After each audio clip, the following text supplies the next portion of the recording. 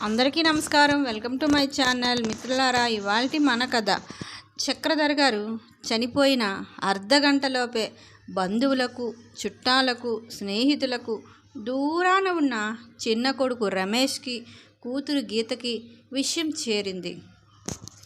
గంటలోపే చిన్న కొడుకు, కూతురు అందిన విమానం పట్టుకొని ఇంటికి వచ్చేశారు. ఇక ఒక్కొక్కరుగా చేరుతున్నారు.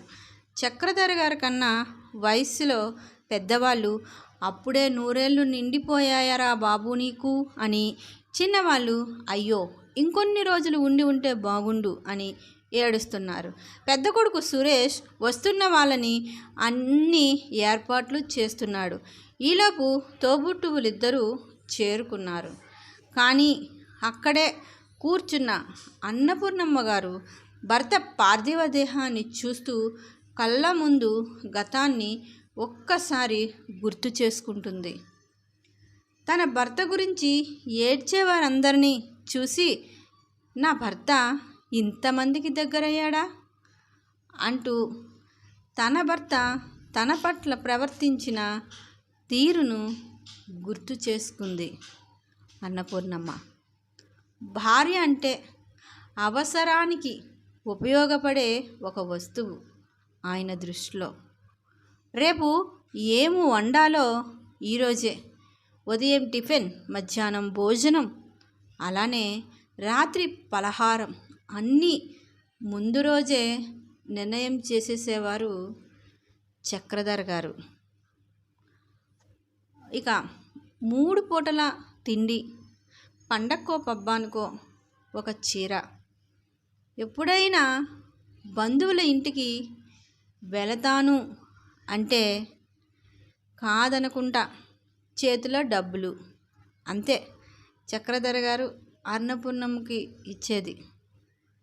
కూరలో ఉప్పు ఎక్కువైనా, ఆ రోజు వంట సరిగా లేకపోయినా అందరూ తిన్నాకే తినే అన్నపూర్ణమ్మ తెలుసుకోవడమే తప్ప కోపానికి కూడా కూరలో ఉప్పు ఎక్కువైందని కూడా చెప్పని వ్యక్తి చక్రధర్ గారు. అంటే కోపం కానీ ప్రేమ కానీ ఏమాత్రం చూపలేదు. భార్య అంటే ఒక అవసరానికి, అలాగే ఇంటి పనులకి ఉపయోగపడే ఒక జీవిత కాలం మనతో సాగే వ్యక్తిగానే చూశారు చక్రధర్ గారు. బహుశా అందుకనేమో ఆవిడికి ఏడుపు కూడా రావటం లేదు. కానీ వచ్చేవాళ్ళు ఏమనుకుంటారో అని ఏడవాల్సి వస్తుంది. మరో ప్రక్క కొడుకులిద్దరూ తన అంతిమ యాత్రకు ఏర్పాట్లు చేస్తున్నారు. కూతురు తల్లి దగ్గరకు వచ్చి తల్లిని పట్టుకొని ఓదారుస్తుంది. ఓదార్చే అంత దుఃఖం అన్నపూర్ణమ్మ గారికి రావటం లేదు. ఇక వారి తాహతకు తగ్గట్లు తండ్రి అంతిమ యాత్రను వైభవంగానే జరిపించారు కొడుకులిద్దరూ. ఇక అక్కడి నుంచి పలకరించే వాళ్ళు రోజు రావడం, చక్రధర్ గారి పేరు తలుచుకొని ఓ 2 కన్నీటి బొట్టులు కార్చడం. వారు ఉన్నంత వరకు అన్నపూర్ణమ్మ గారు దిగాలుగా మొహం వేలాడేసుకొని కూర్చోవటం, వెళ్ళిపోయాక అమ్మయ్య అనుకుంటూ లోపలికి వెళ్ళడం. 11 రోజులు ఇల్లు ఒక తీర్థయాత్రలా ఉంది. వచ్చేవాళ్ళు తన భర్త ఇంతమందికి దగ్గర వాడయ్యాడా, కానీ ఎంతో దగ్గర ఉండాల్సిన భార్యను మాత్రం ఎప్పుడూ దగ్గరకు తీసుకోలేదు. అదే అన్నపూర్ణమ్మ గారి బాధ. అసలు చక్రధర్ గారి మీద కోప్పడాలా లేదా ప్రేమను చూపాలా కూడా ఆమెకి అర్థం కాని ఒక సందిగ్ధమైన సమయం అది. ఇక సాంప్రదాయం ప్రకారం 11వ రోజు జరగాల్సిన కార్యక్రమం. ఎంతో అందంగా అలంకరించిన స్టేజ్పై వచ్చే వాళ్ళని పలకరింపుకు అన్నపూర్ణమ్మ గారిని చక్రధర్ గారి ఫోటో ప్రక్కన కూర్చోబెట్టారు. వచ్చేవాళ్ళు పూలు చక్రధర్ గారి ఫోటోపై వద్ద ఉంచి అన్నపూర్ణమ్మ గారిని ఓదార్చి వెళ్తున్నారు. అన్నపూర్ణమ్మ గారు మనసులో, నిజానికి నేనే మిమ్మల్ని ఓదార్చాలేమో, నా భర్తను నుండి మీరే ఎప్పుడైనా సహాయం పొంది ఉంటారు అంటూ మనసులో అనుకుంది. ఇక సాయంత్రం అయ్యింది. ఎక్కడ వాళ్ళు అక్కడ వెళ్ళిపోయారు. ఇక సాయంత్రం కొడుకులిద్దరూ, కూతురు, అల్లుడు, అన్నపూర్ణమ్మ గారి అన్నదమ్ములు, చక్రధర్ గారి అన్నదమ్ములు, అక్క చెల్లెళ్ళు కూర్చొని 11 రోజులు జరిగిన కార్యక్రమాల గురించి, వచ్చిపోయిన వాళ్ళ గురించి, ఖర్చుల గురించి మాట్లాడుకుంటున్నారు. ఇక్కడ ఎలాంటి తగాదాలు లేకుండానే అన్నదమ్ములు ఇద్దరూ ఎవరి వంతు వాళ్ళు బాగానే ఖర్చు చేశారు. ఇక మేనమామగా అన్నపూర్ణమ్మ అన్నయ్య రామయ్య ఇలా అన్నారు, ఒరే సురేష్, మరి నాన్న చనిపోయారుగా, ఆస్తిలో వీలునామా తీస్తే ఎవరికి ఎంతో మాట్లాడేసుకోవచ్చు అన్నారు. ఆ మాటలు విన్న అల్లుడు రామయ్య గారికి వయసుకు మర్యాద ఇస్తూ కాస్త మందలింపుగానే హెచ్చరించాడు. బహుశా ఇది సమయం కాదేమో, ఆలోచించండి, మీరు పెద్దవారు, అయినా ఇప్పుడు ఆస్తులు ఎవరికి రాశారో చూడాల్సిన అవసరం కూడా లేదు. ఎవరిది వాళ్ళు సంపాదించుకుంటున్నారు.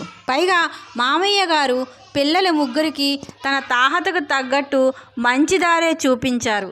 ఎవరికి ఆయన రుణపడి లేరు.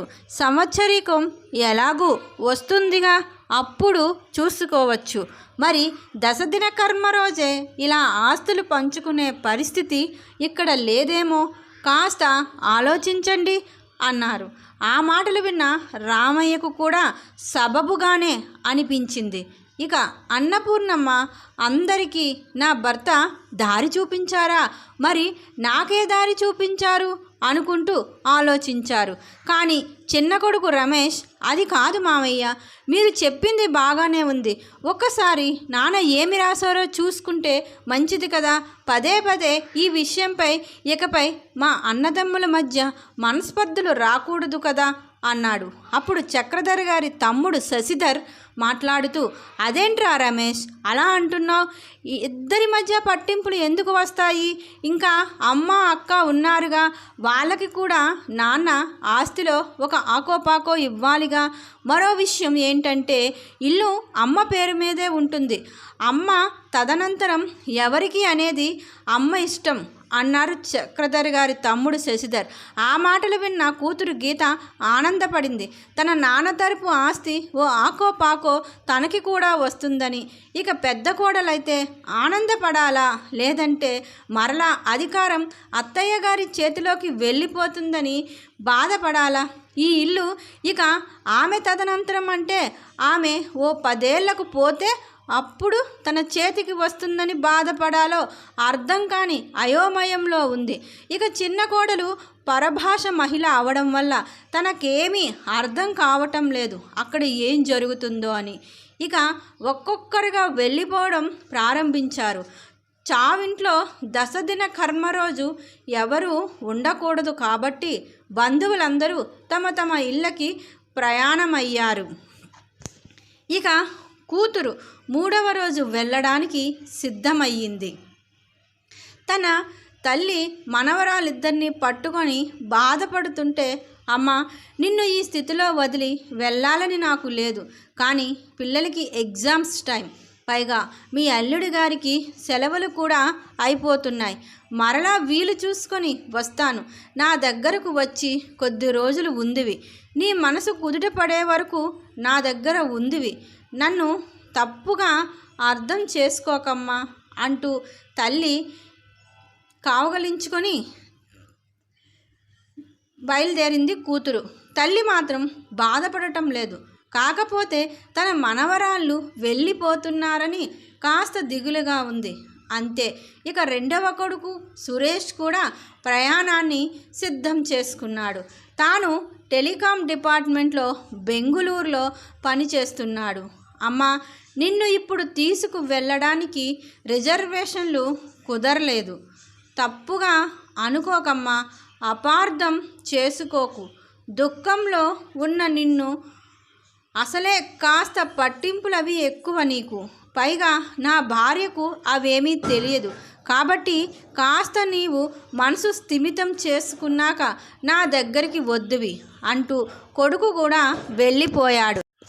ఇక పెద్దవాడు రమేష్ మాత్రం ఇదంతా నాకు తప్పదు, ఏం చేస్తాం అనుకుంటున్నాడు మనసులోనే.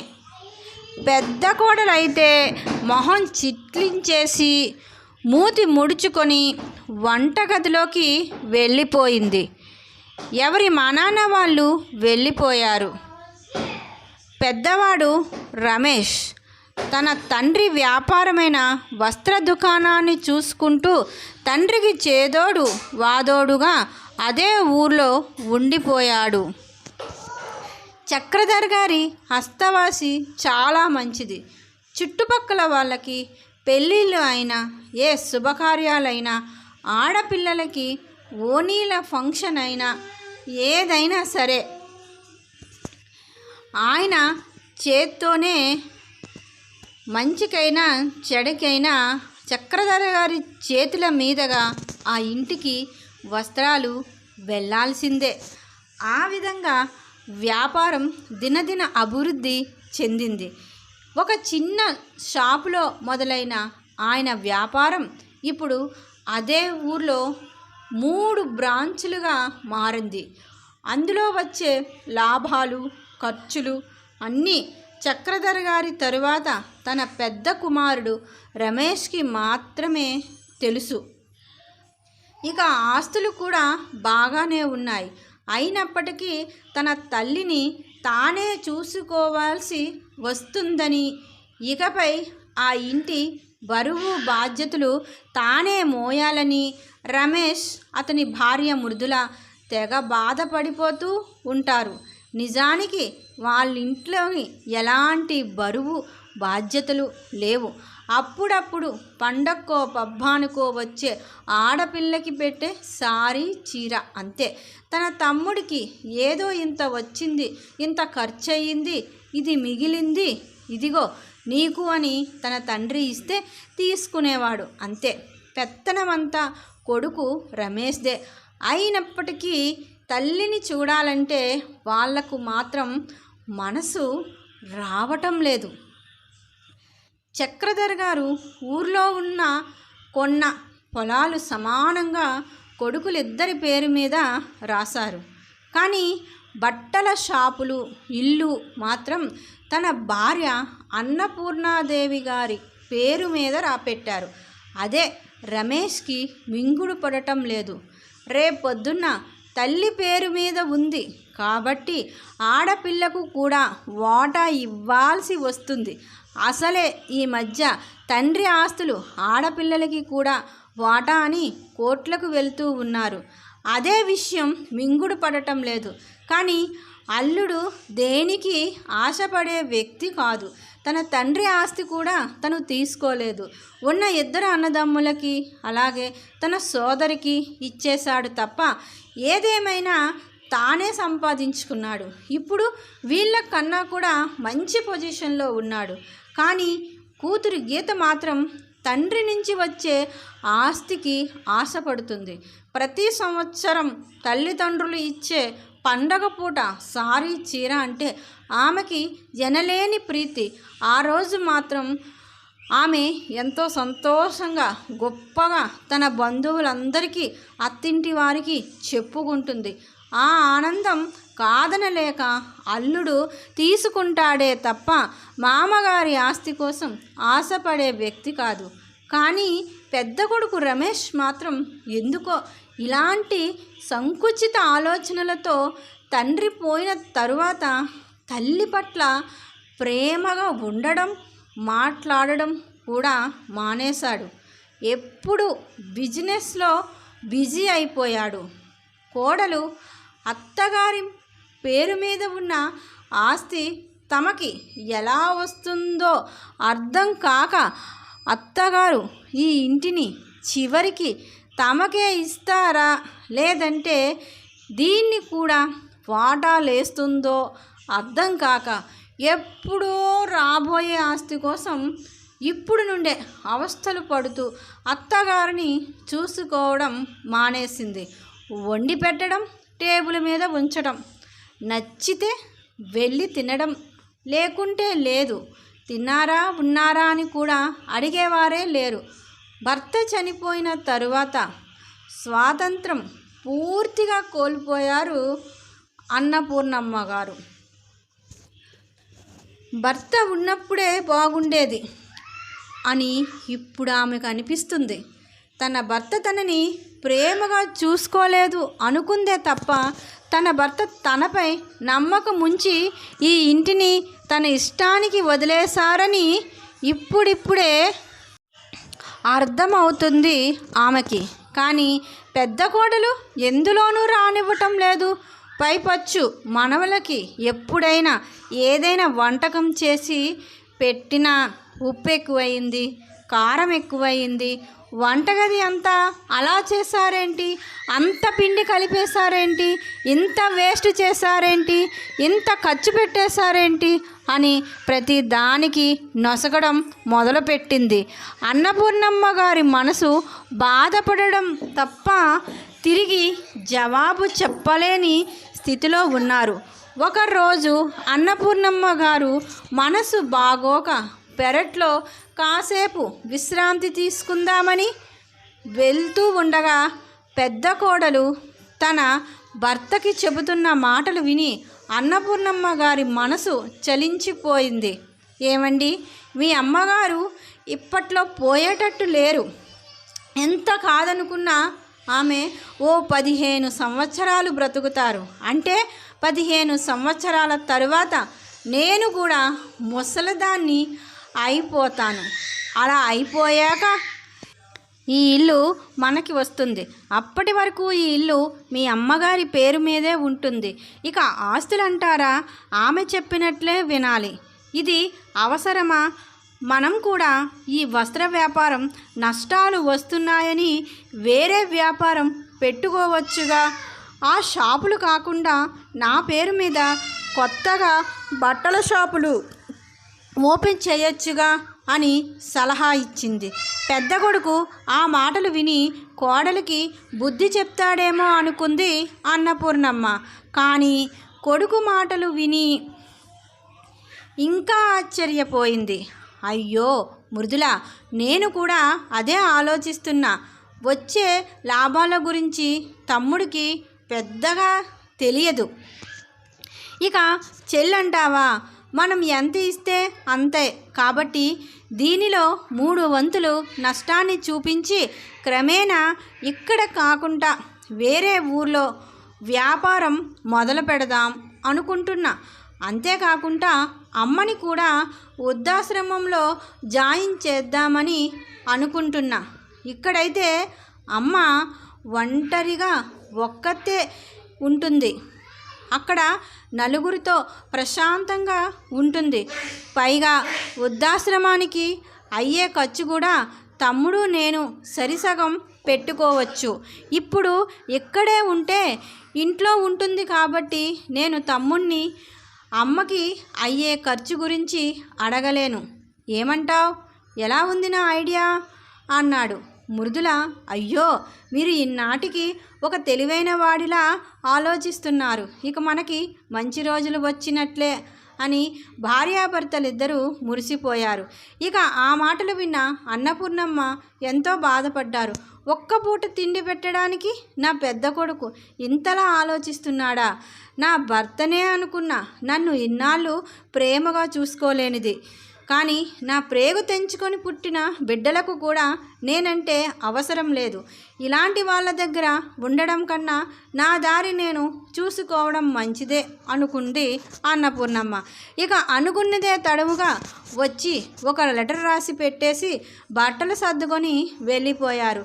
చాలాసేపటికి తన తల్లి కనిపించకపోవడంతో రమేష్ తన భార్య వద్దకు వెళ్ళి, అమ్మ ఎక్కడుంది?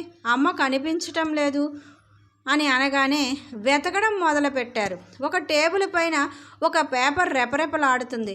అది తీసి చదివి రమేష్ ఆశ్చర్యపోయాడు. ప్రియమైన నా పెద్ద కుమారుడు రమేష్కి ఈ తల్లి దీవించి రాయినది ఏమనగా, బాబు ఈ ఇంట్లో నీకు నచ్చినన్నాళ్ళు ఉండొచ్చు, తర్వాత కూడా నీదే. కానీ ఆ షాపులపై వచ్చే ఆదాయం ఎంత అన్నది నాకు తెలియదు. ఒక్కొక్క దానికి 10,000 చొప్పున ప్రతి నెల 30,000 నాకు అద్దె ఇవ్వాల్సి ఉంటుంది. ఇక నేను మీ దగ్గర ఉండదలుచుకోలేదు. నా వంతు సహాయంగా నాలాగా అభాగ్యులైన కొందరిని ఆ డబ్బుతో ఆదుకోవాలని అనుకుంటున్నా. అందుకే నిస్వార్థంగా నాకు ఎంత ఖర్చు అయితే అంతని కాకుండా ఆ 30,000 నేను ఉండే వృద్ధాశ్రమానికి ప్రతి నెల నువ్వు వచ్చి ఇయ్యాలి అంటూ ఒక వృద్ధాశ్రమం అడ్రస్ రాసి ఉంది ఆ లెటర్లో. అది చూసిన తన తల్లి వాళ్ళ మాట్లాడుకున్న మాటలు విన్నదని అర్థమయ్యింది పెద్ద కొడుకు రమేష్కి. అయినప్పటికీ తనని ప్రశ్నించకుండా, తనని నిలదీయకుండా తన దారి తాను చూసుకున్న తన తల్లి మంచితనాన్ని తలుచుకొని రమేష్ దుఃఖించాడు. అంతేకాదు అప్పటి నుంచి ప్రతీ నెల తన తల్లికి తానే స్వయంగా వెళ్ళి ఒక 30,000 రూపాయలు ఆ వృద్ధాశ్రమానికి ఇస్తూ ఉండేవాడు. ఎన్నోసార్లు తల్లి మనసు మార్చుకొని తన దగ్గరకు వస్తుందని ఆశపడ్డాడు పెద్ద కొడుకు రమేష్. బ్రతిమలాడాడు. కానీ అన్నపూర్ణమ్మ గారి మనసు మాత్రం మారలేదు. ఆ వృద్ధాశ్రమంలోనే కడ వరకు ఉండిపోయారామె. ఎన్నోసార్లు తన కూతురు, చిన్న కుమారుడు వచ్చి కారణం అడిగినా సరే పెద్దవాడు చేసిన విషయాన్ని చెప్పి వాళ్ళ మధ్య ఉన్న రక్త సంబంధాన్ని చెడగొట్టకూడదని ఆ తల్లి మౌనంగానే భరించింది. ఇక బంధువులు, మిత్రులు, శ్రేయోభిలాషులు అందరూ చక్రధర్ గారి మరణం తరువాత ఒంటరితనాన్ని భరించలేక వృద్ధాశ్రమానికి అన్నపూర్ణమ్మ వెళ్ళిపోయిందని అనుకున్నారు. కానీ దానికి కారణం తన పెద్ద కొడుకు, కోడలు అనే విషయం ఆ ముగ్గురికి తప్ప ఎవ్వరికీ